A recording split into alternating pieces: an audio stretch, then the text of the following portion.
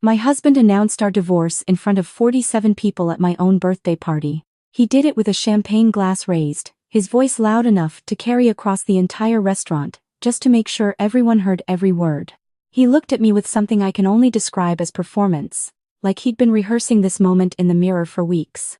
"I think it's time we both moved on to better things," he said, and then he looked across the room at the woman standing near the bar, and he smiled at her in a way he hadn't smiled at me in 3 years. I set down my fork. I folded my napkin, and I smiled too, because what my husband didn't know was that the better things he thought he was moving toward had already been quietly dismantled from underneath him over the previous 10 weeks. I need to back up, because to understand what happened that night at Canoe Restaurant in downtown Toronto, you need to understand the 6 years that came before it. My husband and I met at a continuing education seminar at the Rotman School of Management. I was a senior financial auditor at a mid-sized firm in the financial district. He was an architectural project manager with a growing portfolio of residential and commercial contracts across the GTA. We bonded over our shared fluency in numbers, his in project budgets and mine in balance sheets, and we built what I genuinely believed was a partnership. We bought a semi-detached in Leslieville 5 years ago, a neighborhood that was still becoming something then, all brick and potential. We had a dog named Sable. We had a joint checking account and separate RRSP contributions, and every Sunday we read the paper at the kitchen table and argued pleasantly about the Raptors. My mother, Patricia, raised me alone in Hamilton after my father left when I was 9. She spent 30 years as a CRA investigator, a woman who spent her career finding the money people were certain they'd hidden well enough. She taught me 2 things early: document everything, and follow the numbers when the words stop making sense. I didn't think I'd ever need those lessons in my own marriage. The first thing that stopped making sense was a Wednesday evening in late August when my husband came home from what he said was a site visit in Etobicoke, smelling like a different kind of afternoon entirely. It wasn't perfume exactly. It was the particular combination of someone else's space and too many explanations offered too quickly. I noted it. I didn't react to it. My mother's voice: "Never show your hand until you know the full game." The second thing was a name. Brandon Cole. My husband mentioned him first, as a contact, then as a connection, then as a friend, then as a business opportunity. Brandon, apparently, was an independent real estate investor, based in Oakville, who had identified what he described as an undervalued commercial corridor in Hamilton and was assembling a small group of sophisticated investors to move on it before the market corrected. The framing was always slightly different depending on the day, but the noun at the center never changed. Opportunity. I asked to see the investment prospectus. My husband said it wasn't that formal yet, they were still in the early conversations phase. I asked what due diligence had been done on the property. He said Brandon had people handling that. I asked if Brandon was registered with FSRA as an investment advisor. My husband told me I was being negative. I started paying attention differently after that. I pulled our joint account statements going back 6 months. The withdrawals had started small, the kind of amounts that stay below the threshold of conscious notice. $400 in late June. $700 in July. $1,200 in early August. Then, in the week before I noticed the scent on my husband's jacket, a single transfer of $8,000 to an account I didn't recognize, labeled simply B. Cole Holdings. I did what my mother trained me to do. I sat very still, I breathed slowly, and I opened a new spreadsheet. B. Cole Holdings turned out to be a numbered company registered in Ontario, filed 11 months earlier with a Mississauga mailing address that resolved to a UPS store location on her Ontario Street. The named director was Brandon James Cole, date of birth placing him at 31 years old. The company's stated purpose was broad enough to mean nothing: investment facilitation and advisory services. There was no physical office, no registered website, no listing on any professional investor database I could access. I found Brandon's LinkedIn profile next. Polished, selective, expensive. The profile photo showed a man who looked curated rather than real: good jaw, better watch, background suggesting a somewhere that wasn't quite here.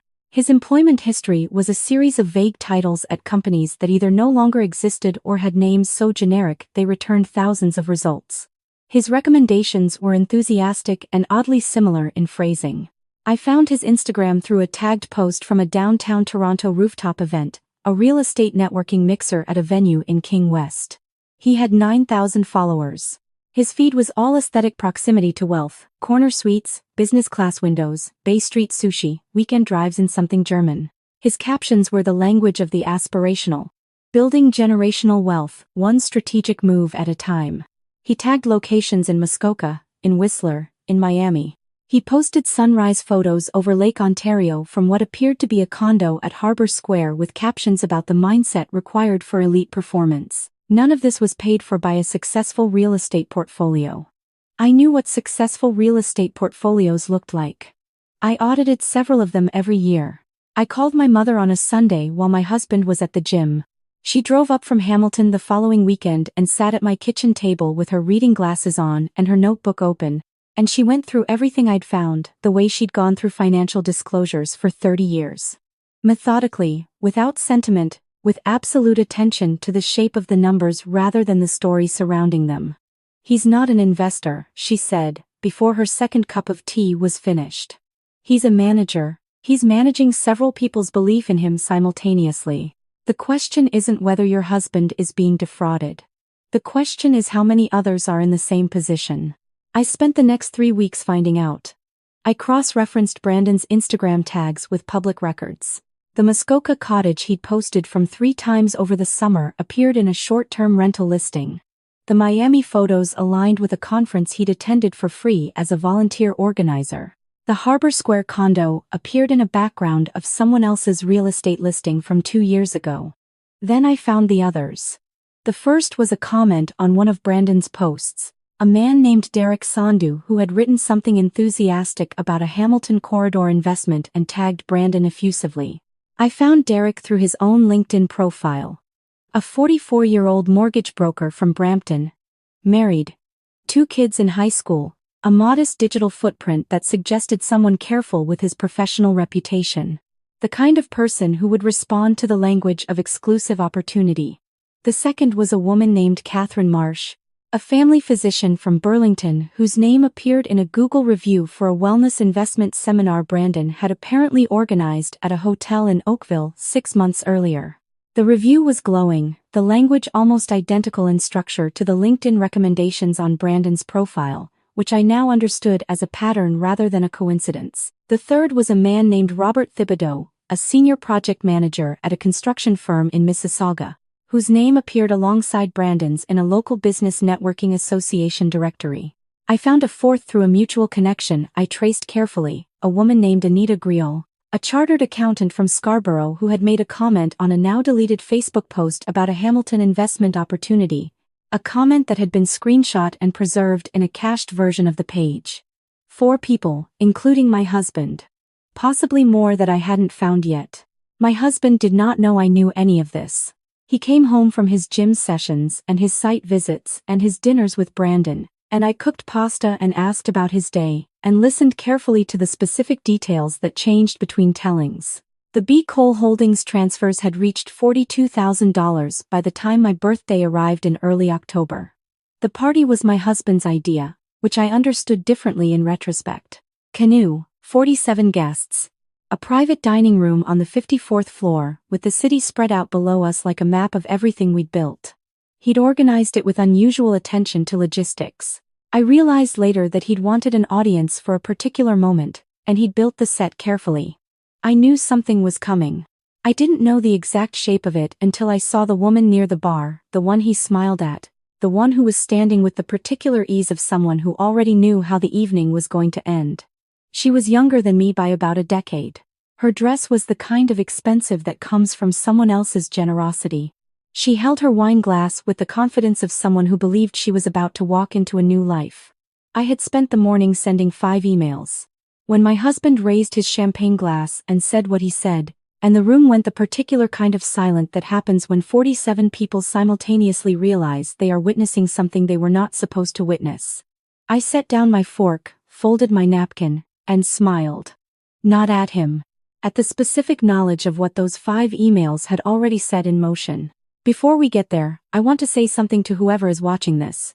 If you've ever been in a room where someone tried to make you small in front of the people who matter to you, you know the particular quality of that silence. You know how time does something strange. You know how clearly you can think when the adrenaline arrives and you've already done the work. If that story sounds familiar, please subscribe. These stories matter because the people in them matter. Now, let me show you how this ended. I excused myself from my own birthday dinner with a composure that I felt rather than performed. I walked to the coat check, retrieved my phone from my bag, and opened my email. Derek Sandu had replied at 4:22 the afternoon. Catherine Marsh had replied at 5:07. Robert Thibodeau had replied at 5:49. Anita Grewal had replied at 6:15, less than 20 minutes before I'd sat down to dinner. All 4 replies contained variations of the same 2 words. I'm in. My email to them had been precise. I introduced myself by name, explained that I was a senior financial auditor and that I had spent 10 weeks documenting a pattern of fraudulent investment solicitation operating across the Greater Toronto Area. I told them that their names had appeared in my research as individuals who may have transferred funds to Bicol Holdings under materially false pretenses. I attached a 14-page summary document. I told them that I was proposing a coordinated response and that I would be in touch the following morning to discuss next steps. I had sent it at 3:47 that afternoon, from the bathroom of my own home, while my husband was getting ready for a birthday dinner he had already decided would be his exit performance. I went back to the table. I ate my birthday dinner. I smiled at my friends and colleagues and I let my husband believe that the look on my face was shock, because it served me to let him believe that. And when the evening ended and the guests filtered out with the specific discomfort of people who don't know what to say, I got into a taxi alone and I rode home through the city and I sat in my kitchen in the dark and I called my mother. It's moving, I told her. I know, she said. I've been watching your email. The conference call the following morning was unlike any professional call I'd ever been on, and I have been on a great many professional calls. Derek Sandu was quiet and precise. Catherine Marsh was furious in the way of someone who processes emotion through action. Robert Thibodeau went through 3 stages of denial in the first 7 minutes before the documentation in front of him made denial geometrically impossible. Anita Grewal, the chartered accountant, said almost nothing for the first half hour, and then asked 16 questions in rapid succession that were better questions than any I'd asked myself. I walked them through everything I had. The Bicol Holdings registration documents, the UPS store address, the rental records for the properties he'd used in social media posts, the gap between his claimed portfolio and any verifiable transaction in Ontario Land Registry records, the linguistic similarities across his written communications that suggested template-based manipulation, the FSRA exemption claim he'd made in his written solicitations that I had confirmed with a direct inquiry to the regulator was fraudulent. Derek had transferred $61,000 over 8 months. Catherine had transferred $38,000, which she had taken from a TFSA she'd spent 12 years building. Robert had transferred $25,000. Anita had transferred $44,000, which she described with devastating flatness as her children's education fund. My husband had transferred $42,000 of our joint savings, $210,000. And those were only the 5 of us. Anita spoke after a long pause. I want to know if there are more, she said. Before we do anything, I want to know the actual scale of this. She was right. We spent the next 2 hours building a more complete picture. Catherine's social media monitoring software, which she used for her medical practice's online reputation management, turned out to be extremely useful for documenting Brandon's entire digital presence before he had any reason to delete it. Robert, who worked in construction, had contacts at 2 major Ontario financial institutions and knew the reporting structure for suspected fraud intimately. Derek, as a mortgage broker, understood the FinTrack reporting obligations and the specific triggers that would escalate a file from inquiry to investigation. By noon, Catherine had preserved Brandon's complete Instagram, LinkedIn, and Facebook presence with full metadata. By 2 in the afternoon, Robert had initiated a preliminary conversation with a contact at his bank's fraud division. By 4, Derek had drafted a complaint to FSRA that outlined the unauthorized investment solicitation in precise regulatory language. Anita found 2 more victims by 3 o'clock. She had a methodical mind and a gift for finding the connective tissue between digital identities. A retired teacher from Hamilton named Margaret Kowalski, who had transferred $20,000, and a small business owner from Oakville named James Fontaine who had transferred $55,000 over the course of what he described as a strategic partnership that Brandon had pitched as a path to passive income. 7 of us. $305,000, minimum. My husband called me 4 times that day. I let the calls go to voicemail. The messages escalated from defensive to confused to something that sounded almost frightened. He had been trying to reach Brandon. Brandon was not returning his calls.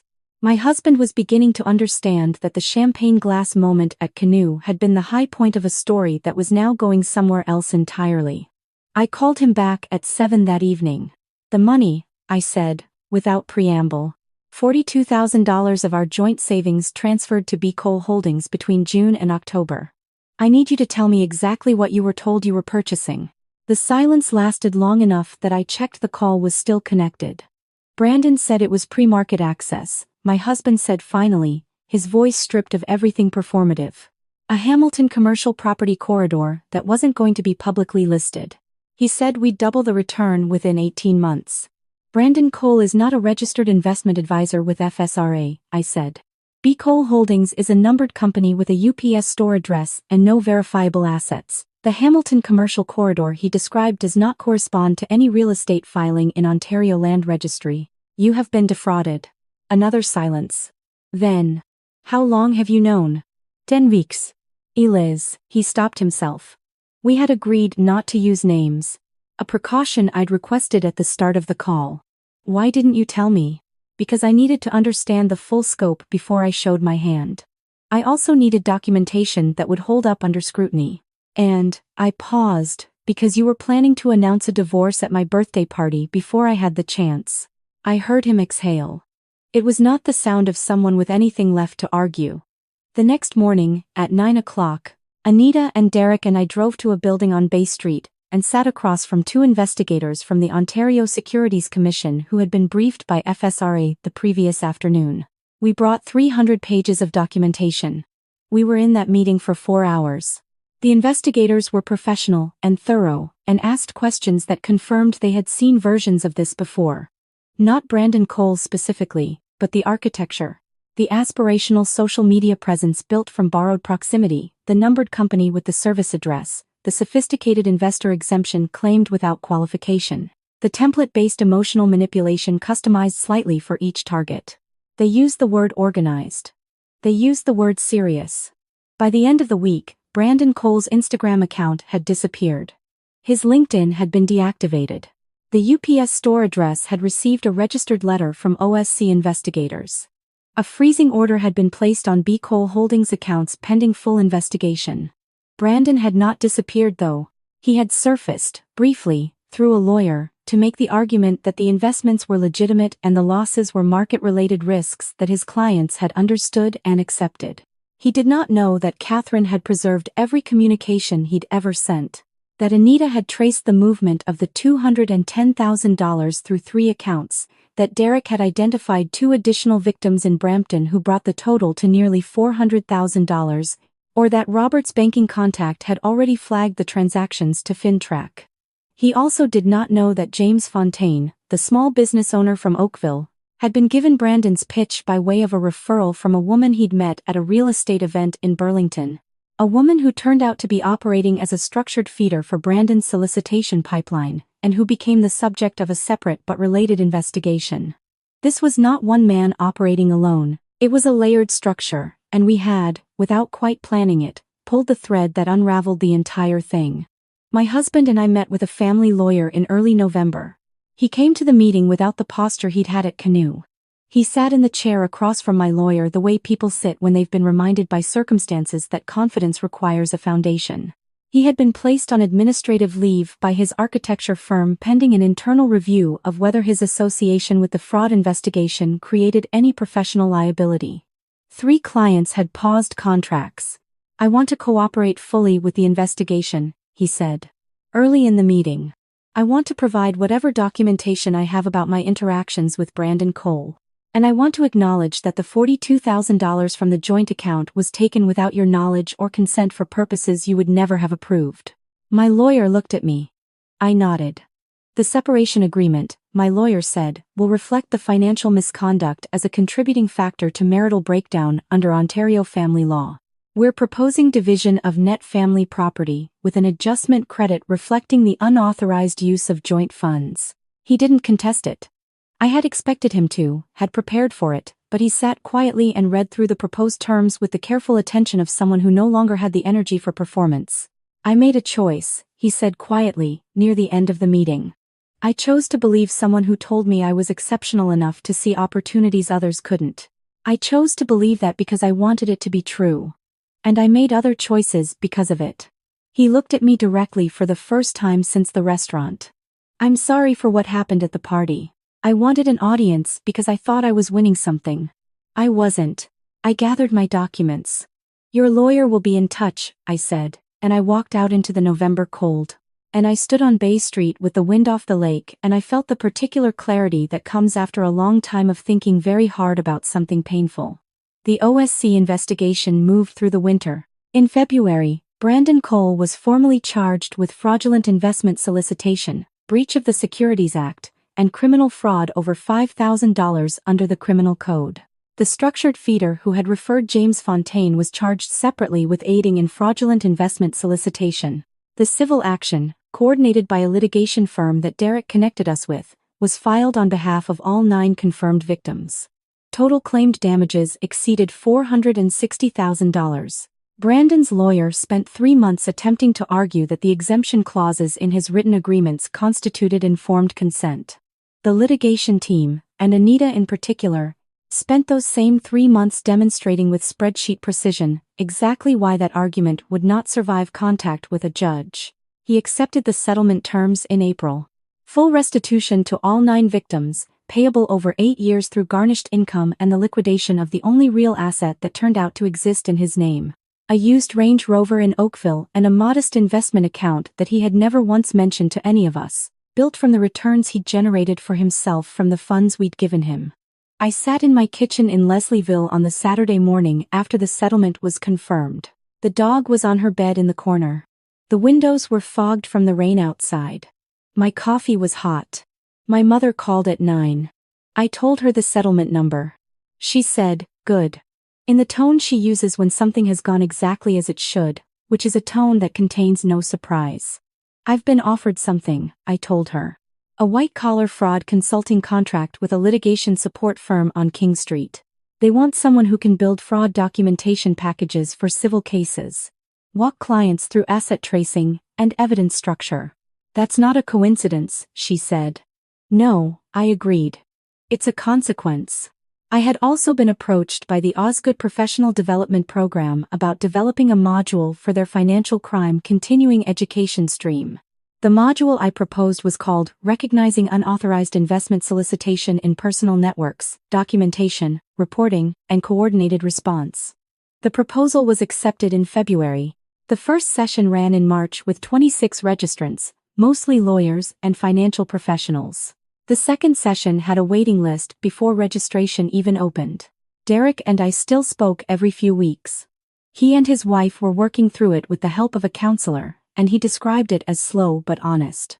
Catherine had used the momentum of the whole experience to start a patient advocacy initiative she'd been putting off for years. Something about financial literacy for people navigating serious illness. Robert sent a message to the group chat in March to say that his firm had promoted him, in part because of how he'd handled himself through the investigation. Anita didn't say much, but she showed up to every meeting we had, and at our dinner in February she ordered the most expensive wine on the menu and said it was to offset the return she was going to get when the settlement payments started. Margaret Kowalski, the retired teacher from Hamilton, sent a card. An actual card, on paper, with a Hamilton postmark, that said she was grateful and that she hoped the rest of us were healing. I kept it. James Fontaine became a friend in the quiet way that happens when you've been through something with someone that doesn't require explanation. We had coffee twice. He was rebuilding his business. He said the $55,000 hurt less than the specific feeling of having been seen as easy, and I understood that entirely. My separation was finalized in late March. The house would be sold, and I was buying a condo in the West End, closer to the lake, with a small second room that could become an office. My RRSP was intact. The investment account my grandmother had left me, held in a name structure my mother had recommended years earlier that my husband had never paid attention to, had never been touched. My pension contributions were current. I drove through Leslieville one last time in April, on the way to sign the final transfer documents. The maple on the front street was just beginning. The brick looked the same as it always had. The neighborhood had continued becoming what it was becoming without any regard for what had happened inside one of its houses over the previous year. That was fine. Some places are just the place where a chapter happened. I closed the chapter and I drove west along the lakeshore with the windows down and the lake flat and silver in the early spring light, and I thought about what my mother had told me the night after the birthday dinner, when I called her from the taxi and told her it was moving. She'd said, "The work you do now doesn't just protect you. It protects whoever he was going to target next." I thought about the second session with the waiting list. I thought about the card from Margaret in Hamilton. I thought about Anita finding the education fund money again, number by number, account by account, with the same patience she'd brought to every spreadsheet. I thought about what it means to know how to read what isn't written on the page. The coffee was getting cold, but the day was mine to spend exactly as I chose, and the next chapter was going to be written entirely in my own handwriting. If this story stayed with you, hit the like button right now and tell me in the comments what moment hit you hardest. And if you believe that documentation and patience are the strongest tools we have, subscribe and turn on notifications. I have more stories to tell.